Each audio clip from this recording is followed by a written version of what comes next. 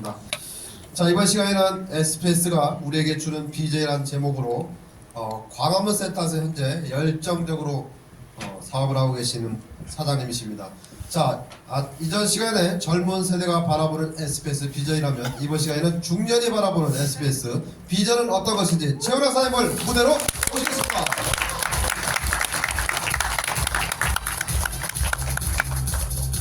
안녕하십니까. 광화문센터 최은학 다시 인사드리겠습니다.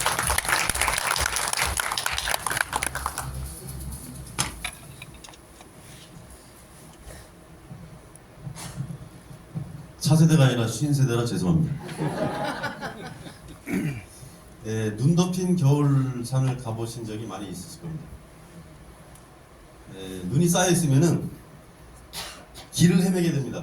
제가 그 군대 생활할 때 전방에 생활했는데 눈이 쌓이니까 동서남북이 헷갈리더라고요. 그래서 우리가 그 SPS 회원 활동하면서 이거를 하는 데 있어서도 동서남북을 알고서 활동을 하자 라는 말씀을 드리고 싶고 그 취지로 오늘 말씀을 드리겠습니다.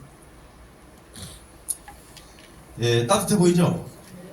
근데 그 옆에 있는 분이 좀 불쌍해 보이죠? 충청도에서 오신 분들한테 죄송합니다. 사업 망했슈, 투자도 실패했슈, 지는요 인생 루저예요. SPS 회원 가입할걸, 정초로 그룹장님 말씀 들을걸, 때늦은 후회를 하지 말기를 바라는 말씀을 드리고 싶습니다. 잘못된 판매, 잘못된 투자, 잘못된 대응의 사례를 제가 잠깐 말씀드리겠습니다. 지금 그 텔레비나 신문에 많이 나오죠. 홍콩 H지수 연계 ELS 막대 원금 손실 가능성. 지수가 12,000대에 가입대를 많이 했습니다. 21년도 3년 만기인데 내년 상반기나 하반기에 만기가 돌아옵니다. 근데 홍콩 H지수는 중국 본토 기업, 중국 본토가 지금 부동산들이나 대기업들이 현찮죠. 지금 주가지수가 저기 홍콩 H지수 연계한 주가지수가 5,000 정도라고 지금 나와 있습니다. 내년 상반기에는 4,000이 될지 3,000이 될지 모릅니다. 전망은 얻었습니다. 자, 그러면 막대한 그 원금 손실 가능성이 있습니다. 가입 내용을 보면은 내년 상반기에 만기되는 게 8조 4천억, 하반기에는 3조, 약 4조. 그래서 약 13조 되는 돈이 날아갈 판입니다. 자, ELS라고 은행에서 판매하고 증권회사에서 판매를 했습니다. ELS가 뭐냐? Equity Linked Security라고 해서 그 주가지수 연계 상품이죠. 그래서 이 상품의 특성은 6개월 뒤 주가지수가 몇 퍼센트 이상 하락하지 않는다면은 몇 퍼센트 수익률을 지급하고 중간에 판매를 하죠. 그 다음에 다시 6개월 지나서 또 하락하지 않는다면 하락한다면은 그 다음 6개월 뒤에 또 평가를 연기하고 그 다음에 6개월 뒤에 또 연기하고 해서 3년 만기까지 끌고 갑니다. 근데 원금은 비보장이에요. 이 상품이 아주 웃긴 게 상한은 제한이 없어요. 주가지수가 20% 이상 됐을 때도 10% 주고 10% 주고 주가지수가 10%만 빠졌을 때도 10%만 줍니다. 근데 주가지수가 20% 빠질 때는 20% 마이너스, 30% 빠질 때는 30% 마이너스, 이런 식으로 합니다. 투자 손실이 났죠. 때늦은 후회하고 뒤늦은 행동을 합니다. 지푸라기 잡고 싶은 심정으로 이렇게 활동하고 있습니다. 어저께 그 추운 날에 금감원 앞에서 이분들이 했습니다. 죽은 자식 불알만지기죠. 소중한 내 돈 찾기 함께 합시다. 망설이면 늦습니다. 지금이 기회입니다. 술을 먹었더니 입이 말래. 자, 금융기관, 특히 은행들에서 이 판매를 많이 했죠. 국민은행에서 잘못된 판매를 하고 잘못된 대응을 했습니다. 판매 사례, 지금이 가입 적기입니다. 원금 거의 불상됩니다. 안심하셔도 됩니다. 이 상품 복잡하기 때문에 은행 직원도 다 알지를 못해, 판매하는 사람이. 그러면서 회사에서 실적 추궁이 있죠. 그러니까 불안전 판매가 예상됐습니다. 안전한 은행 상품이라고 얘기를 해서 우리 그 몇 년 전에 라임 자산운용이나 옵티머스 펀드처럼 원금이 거의 100% 날아가는 그런 사례처럼 있었는데 고연령층이나 투자 무경험층을 대상으로 해서 판매를 했고 이런 사람들이 많이 가입을 했습니다. 자, 불완전 판매라고 예상이 됩니다. 불완전 판매. 은행이나 이런 데서는 불완전 판매라고 얘기를 안 하죠. 그러나 우리는 불완전 판매입니다. 전화 이런 상품이 들어올 때 전화 그 모니터링 경험해 보셨죠? 쭉 얘기해놓고 동의합니까? 네. 쭉 얘기해 동의합니까? 예. 뭔 말인지도 몰라요. 그 다음에 그 약관 설명한다고 조그만 종이 은행 가서 보면은 조그만 종이 깨알 같은 글씨 읽어보지도 않고 무조건 사인만 합니다. 그 안에 다 들어가 있어요. 절대 그거 그대로 사인하거나 그대로 동의합니까? 예 하면 안 됩니다. 자, 예상되는 대응이 있습니다. 이거 불완전 판매 인정 못 받을 겁니다. 아마 은행이 거대한 조직이기 때문에 우리 고객들이 잘못했다라고 얘기를 할 겁니다. 그러면은 100% 고객 책임이라서 상당한 원금 손실이 됩니다. 인정받을 경우에는 배상안을 마련하는데 지금 금감원에서 얘기하는 게 약 30%를 얘기를 합니다. 30%에서 투자 유경험자나 조금 아는 사람들은 뭐 가감제를 적용을 해서 뭐 20% 적용을 20% 보상 받는다든지 혹은 70세 이상이나 이런 사람들은 35%나 40%를 뭐 보상을 받는다든지 별로 안 되죠. 자기 까먹은 돈은 1억을 집어넣으면은 지금 아까 40% 이상 빠질 것 같은데 6천만 원 손실인데 6천만 원에 20% 정도밖에 보상을 못 받습니다. 자, SPS에서 우리 회원분들 활동하시고 차세대분들 활동하시는데 거실을 알고서 투자를 해야 된다는 말씀 드리겠습니다. 눈 덮인 산을 가는데 동서남북이 어디인지 모르면은 일류 갔다가 절로 갔다가 헤매기만 하고 그러다가 쓰러지고서 얼어죽기 십상이죠. 특히 그 기술적 투자 분석 지난번에 그 금달러 그런 현상이 있었죠. 그럴 때 저희 센터도 차세대 교육을 받은 차세대가 있어서 이걸 한번 기술적으로 분석해봐라 했더니 예측이 계속 틀려요. 금이 쭉 올라갔다 내려오는데 한번 분석해봐라 5분 후에 분석해봐라니까 계속 하는데 안 맞아요. 안 맞죠. 자, 그래서 이거에 한계가 있는데 이것 플러스 거시경제를 알고 투자를 해야 된다라는 말씀을 드리고 있습니다. 세계 경제를 좌우하는 것은 금리 말고 환율이 더 강하죠. 왜 내가 산 주식 떨어지는가? 왜 코인 투자해서 쫄딱 말아먹었네? 부동산 샀더니 가격 폭락하고 금리 올라서 이자 내기 바꾸고 외화 예금 갔더니 달러가 폭락해서 달러를 원화로 바꾸니까 또 손실 났고. 자, 금리를 바탕으로 해서 투자 종목과 시점을 예측해야 되는데 유럽의 워렌 버핏이 있습니다. 코스톨란이라는 사람인데 이 사람이 달걀 모형 이론을 만들었어요. 지금은 배고기 사장님 지금 금리 지금 어디에 해당됩니까? 지금 호황기입니까? 불황기입니까? 불황기죠? 금리는 높죠? 금리가 지금 계속 3.5%가 계속 유지하고 있죠? 아마 A에서 B로 가는 시점일 겁니다. 지금 현재. 자, 그러면 B에서 예금 인출해야 되죠? 예금 있으시면 인출해서 채권에 투자를 하면 됩니다. 채권에 하지 마시고 SPS에 넣으시면 됩니다. 정답이시죠? 네. 자, 그리고 주식 투자 E라는 데 보겠습니다. 부동산 매도했더니 저기서 부동산 샀죠. 여기서. 그래서 부동산 안 된 겁니다. 그 다음에 주식을 매도해냈더니 주식을 샀죠. 저기서 F에서. 자, 백사장님 이대로 투자를 하면 성공할 거 아십니까? 근데? 아니죠. 아주 복잡해요. 세계 경제는. 너무 복잡합니다. 다른 요소가 많은데 특히 환율이 아주 절대적인 영향을 행사를 합니다. 환율이 전 세계를 좌지우지하는데 상장기업의 얼굴이 주식하고 채권이죠. 그 다음에 기업과 가게 얼굴은 부동산입니다. 정부 기업 가게 얼굴은 외환시장이죠. 그 다음에 세계 경제 얼굴은 원자재 시장입니다. 저 환율이 특히 유대인들이 이 환율을 가지고서 좌지우지를 하면서 이 주식, 채권, 부동산, 외환, 원자재를 쥐락펴락하고 있는 게 우리 현재 상황입니다. 환율이 경제를 지배한 역사를 살아있죠. 이게 뭡니까? 정보의 왜곡이죠. 이게 97년 3월하고 97년 9월에 조선일보에 나왔던 기사입니다. 이때 한국 경제 위기 아니다 그래서 떠들었었죠. 제가 정부의 왜곡이라고 말씀드렸는데 유대인들이 현재 부자가 된 이유가 4가지가 있습니다. 첫째, 환율을 잘 다룬다. 둘째,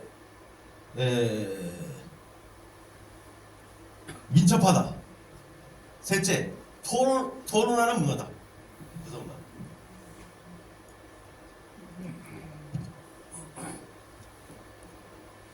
그들은 항상 무슨 사안이 주어지면 한 사람의 그 의견이 아니라 여러 사람이 모여서 토론을 합니다. 그리고 네 번째, 정보를 왜곡하죠. 여러분들 200여 년 전에 그 워털루 전투 아시죠? 영국에. 워털루 전투에서 그걸 가지고서 거짓 정보를 흘려서 로스차일드 가문이 주식으로 대박을 낸 그런 사례를 아시죠? 마찬가지로 왜곡을 합니다. IMF가 터지기 직전 국제 투기 세력, 유대인들의 대부분인데 이런 사람들은 한국 경제에 미기 아니다 그리고 거짓말을 거짓 정보를 흘렸습니다. 자, 그래서 국가 부도가 났죠. IMF 때. 근본 원인은 외환 보유고가 없어서 그랬습니다.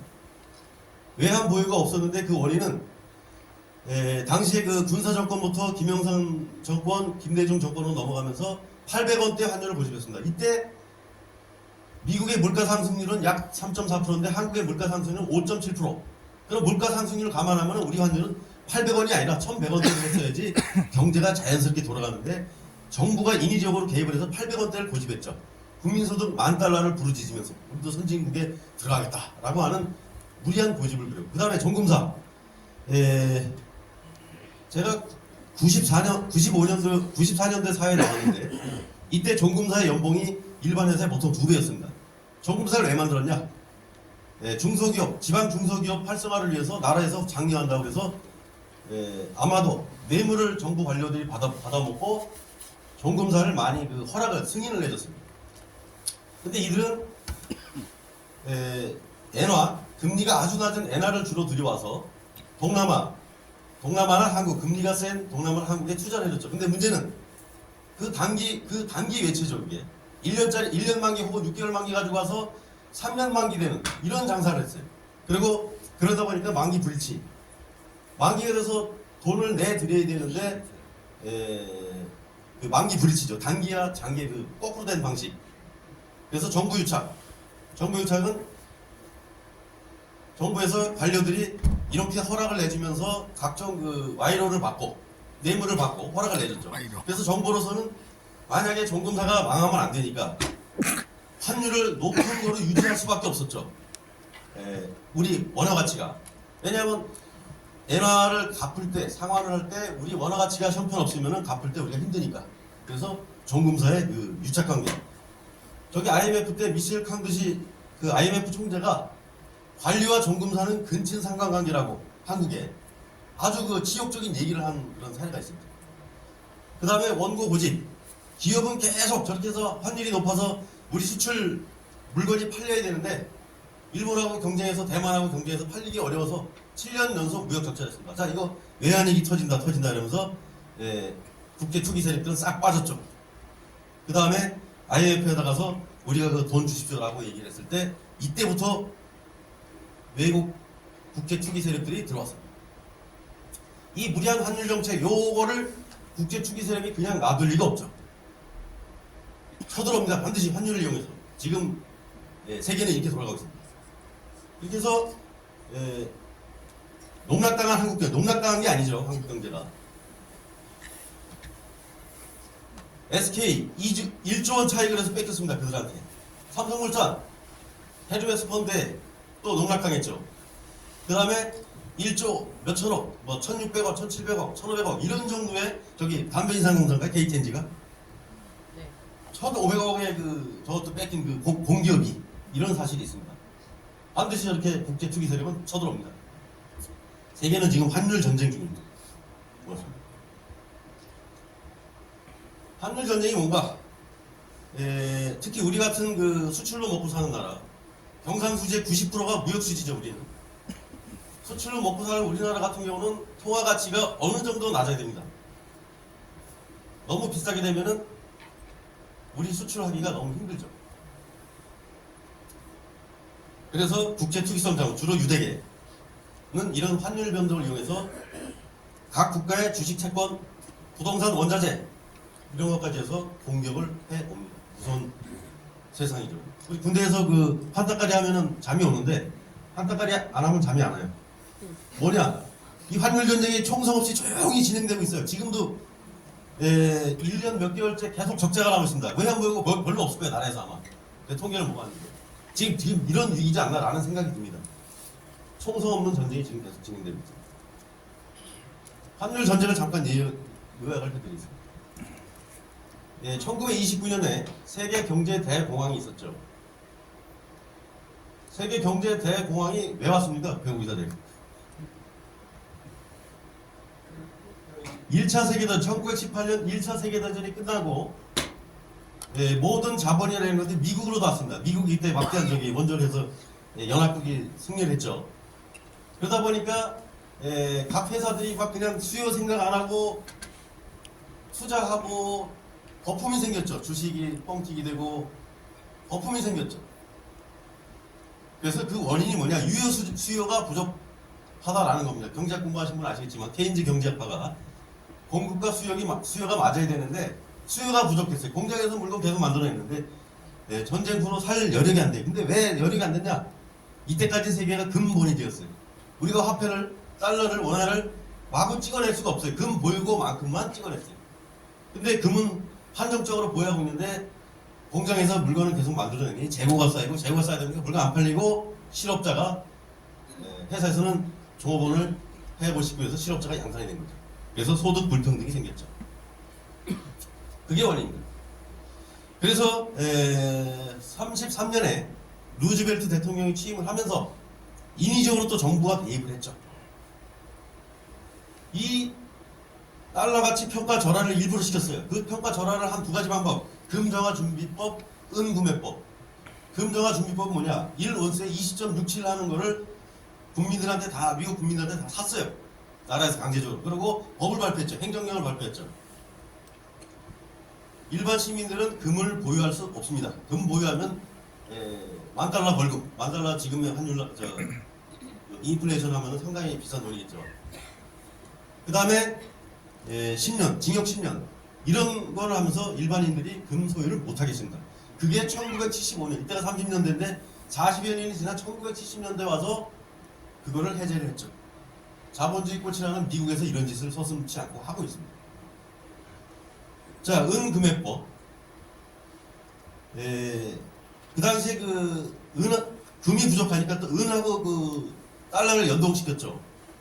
그래서 은을 막 그냥 사라고 권장을 했어요. 그래서 은을 얼마 정도 사주면 비싸게 사주고 이랬었어요. 그랬더니 금은 복본이제 혹은 은본이제하는 중국 같은 경우는 은이 세지니까 미국에서 수출한 물건을 지들이 마음대로 샀어요. 그래서 보니까 은이 없어지게 됐죠.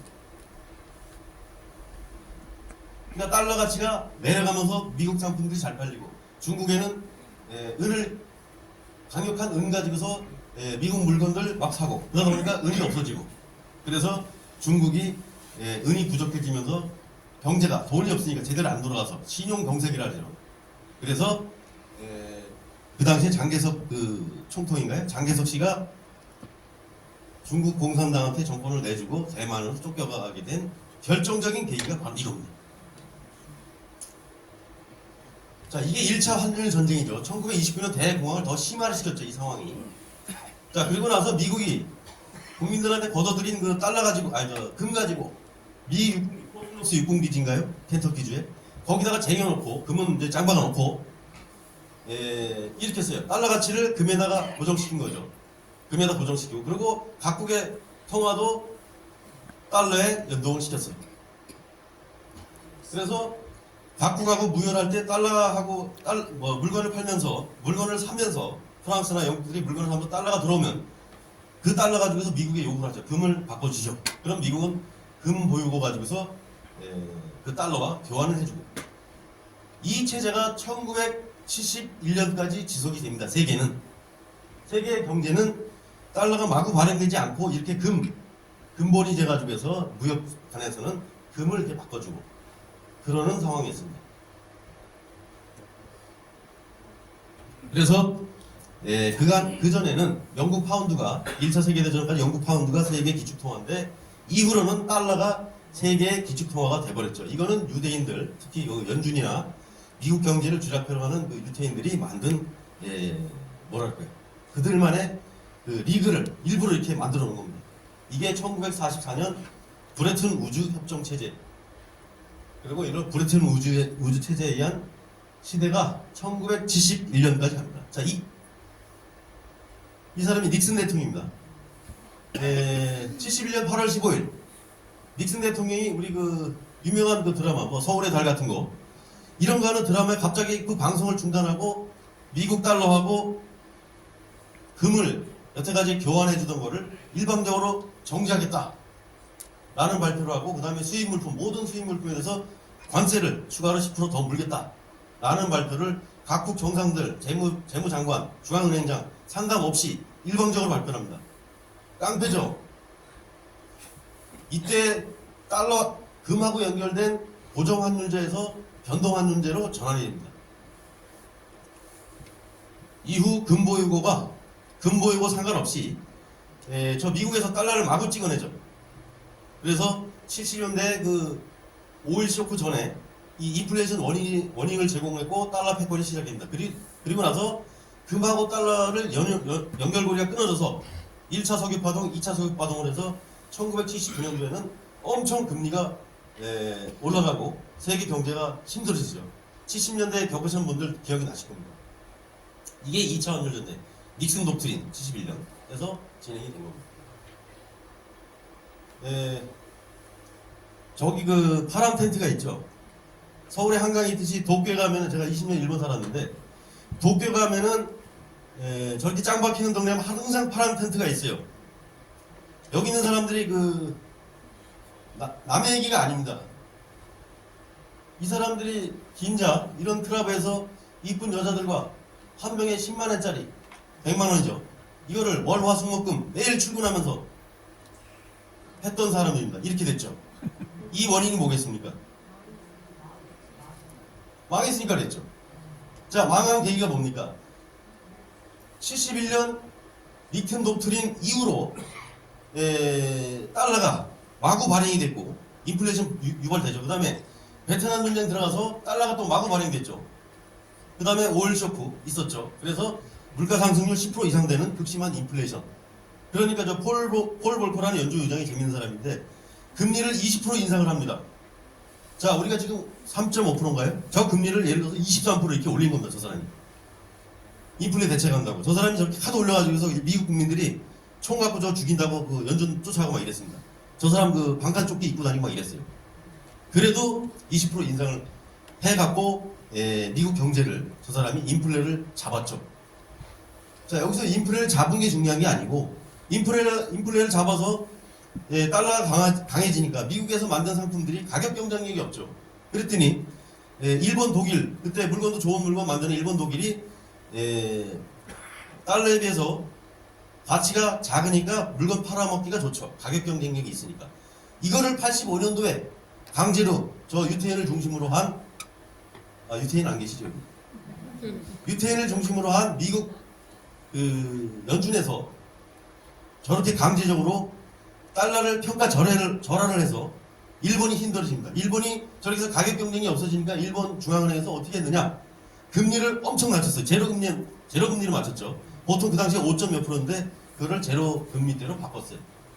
제로금리를 바꾸니까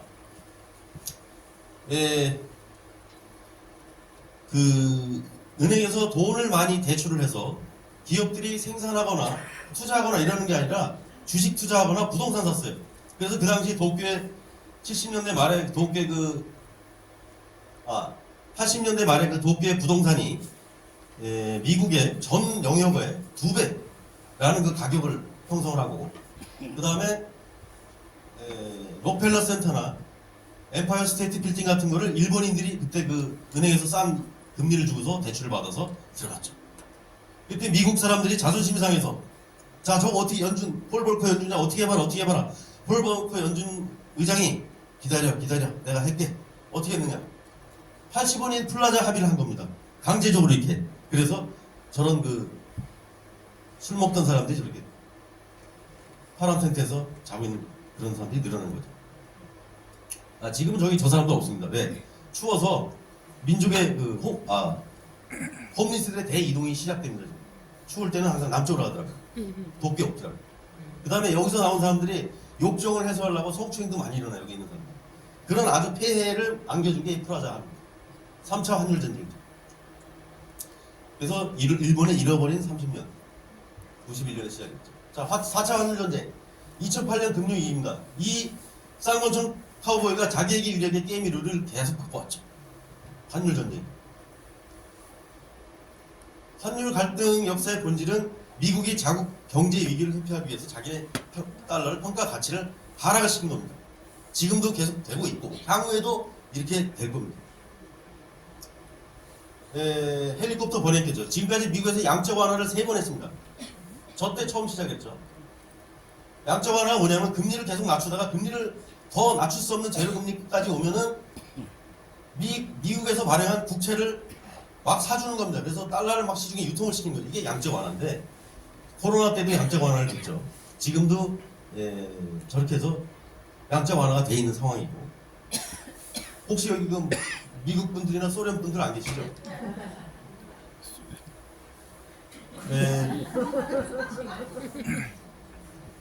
얄타 회담하고 포츠담 회담이 있었어요. 우리 신탁 통치한다고 1945년에. 그래서 북한은 저 북쪽은 소련이 맞고 남쪽은 미국이 맞고. 근데 한국 사람들은 막 그냥 성조기 들고 지금도 성조기 들고 그거 하시는 분들 계시죠. 성조기 들고 미국을 반기고 막 이런다. 뭐 일장기 드는 분도 계시는데 미국 놈들 믿지 말고 소련 놈 속지 말아야 됩니다. 자, 이 같은 환율 전쟁 속에서 그럼 우리는 어떻게 해야 됩니까? 아까 조선일보 국제 투기 세력들이 거짓을 흘린 정보를 떠드는 언론, 그 다음에 정부가 인위적으로 환율 정책에 개입하는 이런 걸 믿고 우리가 재테크를 해야 되겠습니까? 쌍칼. 해야 되겠습니까? 자, SPS가 우리에게 줄 비전. 그걸 하지 말고 이렇게 해야 되겠습니다. 우리가 아이디어 사례인데, 자, 1516년에 토마스 모어가 유토피아라는 책을 썼습니다. 유토피아라는 뜻은 어디에도 없는 그런 의미입니다. 경제적으로는 공산체제고 정치적으로는 민주주의고 교육, 종교는 자유를 보장하는 유토피아입니다. 이런 세상은 없었죠. 자, 이스라엘 키부츠, 이게 세계 최초의 자발적 사회적 공동체입니다. 성공한 사례. 그 다음에 전북 부안에 있는 변산 공동체 학교가 있어요. 이거는 뭐냐? 우리 그 어린 학생들, 초, 중, 고 학생들 일로 들어가죠. 일로 입학을 하면은 직접 체험하고 좌절하고 느끼면서 실험하고 자기의 그 책임감, 자생력을 키워주게 하죠. 그러면서 영어, 수학 다 가르치고 뭐 이런 학교가 있습니다. 그 다음에 협동조합. 우리나라에 협동조합이 사실은 있었죠. 향약, 개, 두레. 그 전부터 있었습니다. 근데 1843년인가 영국 맨체스터 인근에 광산 노동자들이 이 협동조합을 만들어서 그들의 단체를 만들어서 그들만의 우리들만의 단체를 만들어서 그렇게 활동을 합니다. 강변역에 가면은 뭐가 있습니까? 테크노피아가 있죠. 세탁소에 가면 클린토피아가 있어요. 다 뭐 무슨 피아 이런데 유토피아에서 온 거죠. 자, 그래서 저희는 SPS 토피아를 만들겠습니다. 아까 우리 차세대 김기성 강사께서 뭐를 만드셨는데 저는 SPS 토피아를 생각을 하고 있습니다. SPS 토피아는 뭐를 해야 되느냐? 자, 우리가 자본주의 사회가 빨리 발전했어요. 몇십 년 동안. 그러다 보니까 문화, 예술, 정신적인 영역이 너무 피해 있어요. 천민 자본주의를 탈피를 해야 됩니다. 그리고 함께 공동체, 제가 이런 아이디어를 말씀드렸는데 일명 SPS 토피아를 통해서 함께하는 공동체, 나누며 사는 행복을 누려야 되겠습니다. 자, 이런 사람들과 함께하고 나누고 있습니다. 우리는 다른 사람이 하지 않는 일을 하는 사람, 온리원이죠. 지난번에 말씀드렸던 SPS입니다. 최고의 인재와 함께하는 사람, 회장님. 그 다음에 우리 드림그룹 여러분들. 그 다음에 일을 진심으로 좋아하고 즐기는 사람, 락지자죠. 지지자, 불려, 호지자, 호지자, 불려, 락지자. 한자를 써서 죄송한데. 노노의 옥냐편인가에 나오는 겁니다. 아는 사람은 좋아하는 사람만 못하고 좋아하는 사람은 즐기는 사람만 못하다. 그래서 일을 진심으로 즐기고 좋아하는 사람. 락지자죠. 락지자가 되죠. 포기하지 않는 사람, 네버 기바. 네버 기바. 그 다음에 운 탓을 하는 거 아니야. 난 왜 이렇게 재수없어? 난 왜 부모님을 잘못 만나서 이 모양 이 꼴이야? 이게 아니라 내 그 자유의지에서 불운을 딛고 행운을 만들어가는 이런 사람들과 함께 해야 되는 거고 우리 드림그룹 여러분들은 이런 분들이라 생각을 합니다. 자, SPS가 우리에게 주는 비전. 신혜랑 대표께서 이렇게 주제를 주셨는데 저는 그렇게 하는 게 아니라 이렇게 하고 있습니다. 우리가 스스로 만드는 SPS의 비전이라고 이렇게 말씀드렸습니다. 자, 또 한자를 들어서 죄송한데 군군신신 부부자자. 임금은 임금다워야 하고 신하는 신하다워야 하고 아버지는 아버지다워야 되고 자식은 자식다워야 됩니다. 즉 각자가 자신의 역할에 충실했을 때 나라가 사회가 가정이 잘 돌아갑니다. 내 역할 무시하고 넘겨가지고서 왈가왈부하고 참견했을 때 집권 똑바로 못하면 이건 안 돌아가죠. 그래서 지난번 12월 4일 때 그런 상황도 있었는데 우리가 군군신신 부부사자 역할을 잘하면은 우리 조직은 잘 돌아갈 겁니다. 그래서 우리들의 역할은 뭡니까? 우리 돌아가신 이건희 회장께서 500 개념을 얘기를 하셨는데 500 개념 우리 역할 이건 뭐냐? 100만 원의 행복을 위해서 행동하는 겁니다. 결론은 이렇게 맺어드리는데 우리 서울지사 조회를 하면은 구호를 하죠. 그래서 구호를 하고 마치겠습니다. 제가 구호 준비하면은 오른손 주먹을 불끈 쥐고 위로 올리면서 얍 합니다. 그리고 제가 선창으로 100만의 행복을 위해 그러면은 여러분들 행동한다 3차 하고 파이팅! 이렇게 해서 끝을 맺도록 하겠습니다. 자 구호 준비! 100만인의 행복을 위하여! 행동한다! 화이팅!